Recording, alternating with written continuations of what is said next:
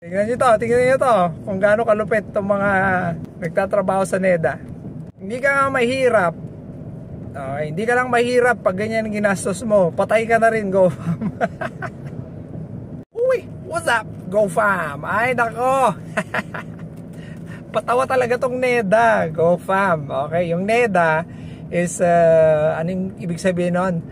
National Economic and Development Authority. Ayan, okay. So, ang NEDA, sila ang responsable sa paggawa ng mga polisiya, mga programa na ikaaangat at ikagagaan ng hanap buhay or ng kabuhayan ng mga Pilipino dito sa ating bansa. Ano ba yan? Naglaway pa ako. Okay. So, kaya yung numero na dumarating dapat sa kanila, tama.